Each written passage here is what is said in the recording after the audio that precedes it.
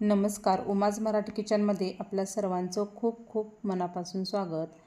हा नारळी भात बघा ना, किती मस्त मऊसूत, तरीही प्रत्येक दाणा मोकळा मोकळा आणि सुटसुटीत झालेला आहे।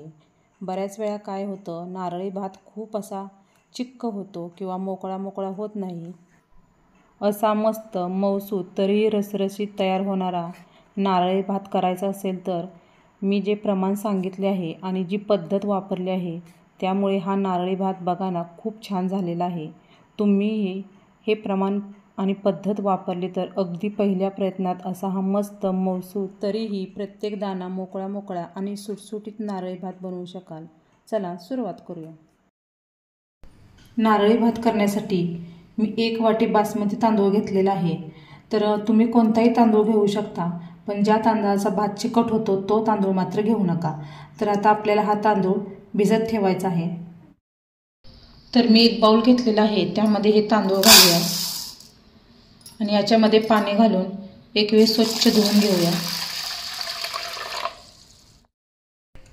तर तांदूळ मी स्वच्छ धुवून त्यामध्ये पाणी घालून ठेवलेला आहे। तर हे तांदूळ आपल्याला 15 मिनिटे भिजत ठेवायचे आहेत। तर 15 मिनिटे झालेले आहेत। तांदूळ आपले छान भिजलेले आहेत। जास्त वेळ जर भिजवले तर तांदूळ मधून तुटतात, म्हणून आपल्याला 15 मिनिटे भिजवून घ्यायचे आहेत। तर आता मी यातील पाणी काढून घेते। तर आता आपण भात शिजवणार आहोत, तर त्यासाठी आपल्याला पाणी लागणार आहे। तर मी एका भांड्यामध्ये 2 वाटी पाणी घालून घेते। 1 वाटी तांदळासाठी 2 वाटी पाणी अगदी परफेक्ट प्रमाण आहे। आणि हे आता पाणी एका गॅसवरती मी उकळत ठेवते। भात शिजवण्यासाठी मी गॅसवरती कढई गरम करून घेतलेली आहे। त्यामध्ये 2 लहान चमचे तूप घालूया।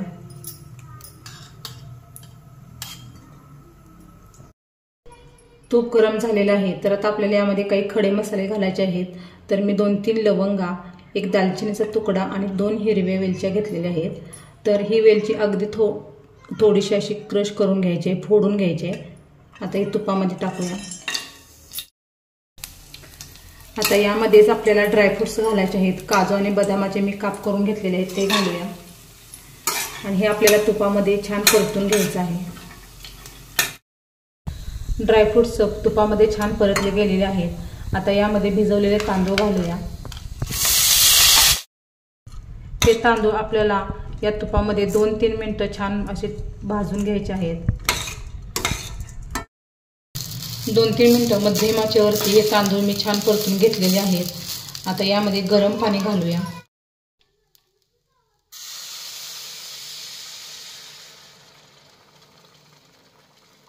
आता यामध्ये घालूया चवीपुरतं मीठ आणि अर्धा लिंबाचा रस। लिंबाच्या रसामुळे भात आपला छान मोकळा होतो आणि चवीलाही छान लागतो। तर आता हे मिश्रण एक वेळ आपल्याला हलवून घ्यायचं आहे आणि गॅसची फ्लेम मोठी करून यातील पाणी आटेपर्यंत आपल्याला हे असं उघडं शिजवायचं आहे। याच्यावरती झाकण वगैरे अजिबात लावायचं नाही। झाकण न लावता भात शिजवण्याचे कारण म्हणजे जेवढी वाफ वरती निघून जाईल तेवढा आपला भात मोकळा होणार आहे, अजिबात चिकट होणार नाही। तर आता पाणी आटेपर्यंत मी मोठ्या आचेवरती शिजवून घेते। आता जवळजवळ भातातील पाणी आटत आलेलं आहे, अगदी थोडंसंच पाणी राहिलेलं आहे। तर आता आपल्याला गॅसची फ्लेम अगदी कमी करायची आहे आणि मध्यम आचेवरती याच्यावरती झाकण ठेवून एक वाफ काढून घ्यायची आहे। तर याच्यावरती झाकण ठेवून एक वाफ काढून घेतलेली आहे आणि तुम्ही बघू शकता खूप छान एकदम सुट्टा असा आपला भात झालेला आहे। तर हा आपला भात आपल्याला पूर्णपणे थंड करून घ्यायचा आहे। भात असं अगदी हलक्या हाताने असं हलवून घ्यायचं आहे आणि पूर्णपणे थंड करून घ्यायचं आहे। तुम्ही बघू शकता भात आपला एकदम असा मऊसूत शिजलेला आहे आणि प्रत्येक शीत असं एकदम सुट्ट झालेलं आहे। तर आता आपण पुढची तयारी करूया। आता गॅसवरती पॅन गरम करून घेतलेला आहे, त्यामध्ये 1 चमचा तूप घालूया।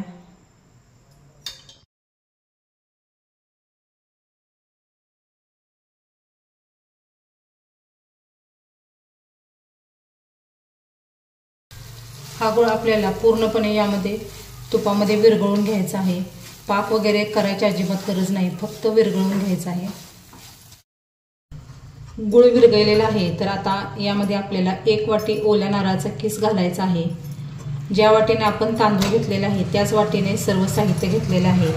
तर आता मिनिटभर आपल्याला हा खोबऱ्याचा किस यामध्ये परतून घ्यायचा आहे. मी यामध्ये ओला नारळ किसून घातलेला आहे. तुम्हाला किसून आवडत नसेल किंवा जमत नसेल तर तुम्ही मिक्सरवरती सुद्धा बारीक करून घालू शकता. आता मिनिटभर मी हा खोबऱ्याचा किस या गुळामध्ये छान शिजवून घेतलेला आहे. आता आपण गॅस बंद करूया.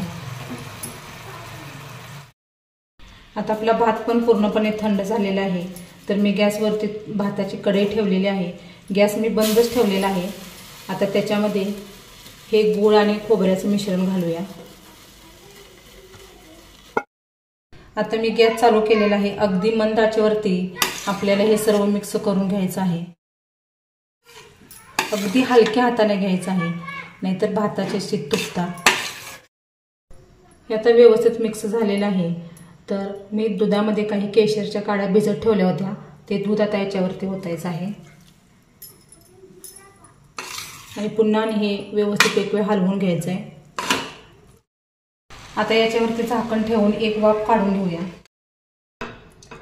तर झाकण लावून एक वाफ काढून घेतलेली आहे आणि तुम्ही बघू शकता भाताला रंग फार सुरेख आलेला आहे.